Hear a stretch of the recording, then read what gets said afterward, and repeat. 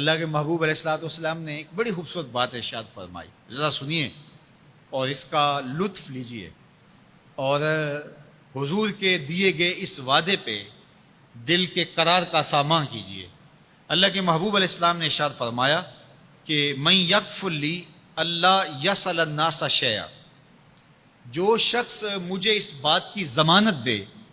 کہ وہ اللہ کے علاوہ کبھی بھی کسی سے کوئی سوال نہیں کرے گا، جب بھی کوئی مشکل ہوئی، جب بھی تکلیف ہوئی تو وہ سوال مالک کی دہلیز پہ کرے گا، وہ مصلی بچھائے گا اور رب سے کہے گا میرا مسئلہ یہ ہے۔ جو شخص مجھے یہ ضمانت دے کہ وہ اللہ کی دہلیز پہ اپنے سوال رکھے گا، اللہ کے علاوہ کسی سے نہیں کہے گا، اللہ کے محبوب فرماتے ہیں اتکفل لہ بالجنہ، میں اس کو جنت کی ضمانت دیتا ہوں۔ اور یہ روایت حضرت ثوبان رضی اللہ تعالی عنہ سے مروی ہے۔ حضرت ثوبان نے جب حضور سے یہ فرمان سنا تو انہوں نے کہا حضور میں ضمانت دیتا ہوں، میں زندگی بھر اللہ کے علاوہ کسی سے سوال نہیں کروں گا۔ اور صحابہ نے پھر اس پہ عمل کر کے دکھایا۔ صحابی کا کوڑا گرتا ہے اور وہ بھی گھوڑے سے نیچے اتر کے خود اٹھاتا ہے، کہا جاتا ہے جناب آپ نے کہہ دیا ہوتا ہم اٹھا کے دے دیتے، کہا ہاں نہیں، ہم نے حضور سے عہد کیا تھا کہ اللہ کے علاوہ کسی سے سوال نہیں کریں گے۔ تو انہوں نے اتنا لحاظ رکھا اور اپنے وعدے کی پاسداری اس انداز سے بھی کی۔ تو یہ ہے وہ دولت جو کسی بندے کو اللہ صالح اعمال کے نتیجے میں عطا کرتا ہے۔ حضرت حسن بصری رضی اللہ تعالیٰ عنہ فرماتے ہیں کہ یہ کسی شخص کا ضعیف یقین ہے کہ جو اس کے پاس موجود ہے اس پر اس کو اعتماد ہے، اور اس کا جو حصہ اللہ کے پاس موجود ہے اس پر اس کو اعتماد نہیں ہے۔ دیکھیے ایک شخص کے پاس کچھ پیسے موجود ہوں، اس کی جیب میں ہے، اس کے لاکر میں ہے، گھر میں ہے، اور ایک وہ اس کا مال ہے جو بینک میں پڑا ہوا ہے، تو جس طرح وہ اپنے ہاتھ میں موجود پیسوں پر مطمئن ہوتا ہے، بینک میں پڑے ہوئے پیسوں پر بھی ایسے ہی مطمئن ہوتا ہے، کہتا ہے وہ بھی میرے ہی ہیں۔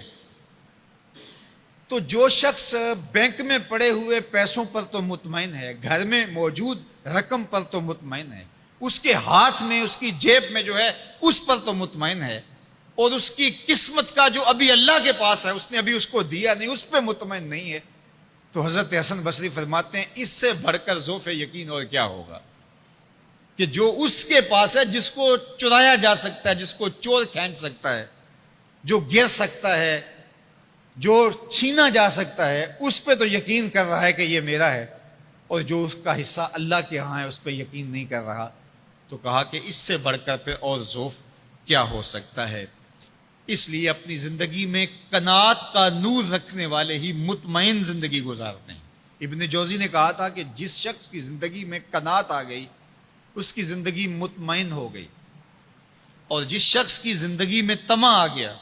اس کی زندگی گھٹن کا شکار ہوگی، اذیت کا شکار ہوگی۔ حضرت سہل بن سعد الساعدی رضی اللہ تعالی عنہ سے یہ روایت مروی ہے کہ ایک شخص حضور کی خدمت میں آیا اور اس نے حضور سے ایک عجیب سوال کیا۔ اس نے کہا حضور مجھے کوئی ایسا عمل ارشاد فرما دیجئے کہ اگر میں وہ کروں تو مجھ سے اللہ بھی پیار کرے اور اللہ کی مخلوق بھی مجھ سے پیار کرے، ایک عمل ایسا بتا دیجئے اگر میں وہ عمل بجا لاؤں تو اللہ مجھ سے پیار کرے اور اس کی مخلوق بھی مجھ سے پیار کرے۔ اللہ کے محبوب نے اس کو جو جواب دیا اس کا مفہوم سن لیجئے۔ آقا کریم نے فرمایا جو دنیا میں موجود ہے، میسر ہے، اس سے بے رغبت ہو جا، تیری ضرورتیں تو پوری ہوں گی، اس میں تو کوئی شک نہیں، لیکن تیری رغبت ادھر نہ رہے، زہد فی الدنیا اختیار کر لے، تو تجھ سے اللہ پیار کرے گا کہ یہ بندہ دنیا میں رہ کے بھی دنیا کا نہیں میرا ہے، اور جو لوگوں کے پاس ہے ان سے بے نیاز ہو جا تو لوگ تجھ سے پیار کریں گے، اور اگر تو لوگوں کی جیبوں پہ نظر رکھے گا اور لوگوں کی دولت میں، ان کے مال میں تجھے رغبت ہوگی تو فرمایا کہ پھر لوگ تجھ سے دور ہٹ جائیں گے۔